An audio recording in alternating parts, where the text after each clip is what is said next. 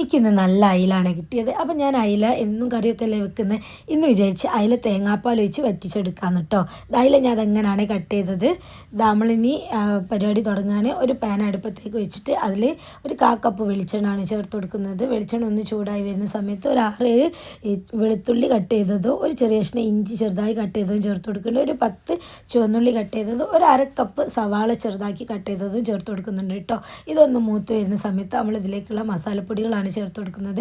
1.5 spoon Kashmiri മുളക് പൊടി, 1 spoon സാദാ മുളക് പൊടിയും, 1 സ്പൂൺ നമ്മൾ മുളക് പൊടിച്ചതിൽ ചില്ലി ഫ്ലെക്സും, ഒരു 1/4 ടീസ്പൂൺ മഞ്ഞൾപ്പൊടിയൂടെ ചേർത്ത് കൊടുത്ത് നല്ലോണം ഒന്ന് വാട്ടി മൂത്ത് വരുന്ന സമയത്ത് 1/2 കപ്പ് ചെറുതായി അരിഞ്ഞ് നല്ല പഴുത്ത തക്കാളിയൂടെ ചേർത്ത് കൊടുക്കണം കേട്ടോ. നല്ലോണം ഒന്ന് വാടി വന്ന് അതിൽ നമ്മളിതിലേക്ക് കുറച്ച് പുളിവെള്ളവും ചേർത്ത് കൊടുക്കണം. ഒരു 1/4 കപ്പ് മതി, അധികമൊന്നും വേണ്ട. കുറച്ച് പുളിവെള്ളം കൂടെ നമ്മൾ ചേർത്ത് കൊടുക്കുന്നുണ്ട് കേട്ടോ.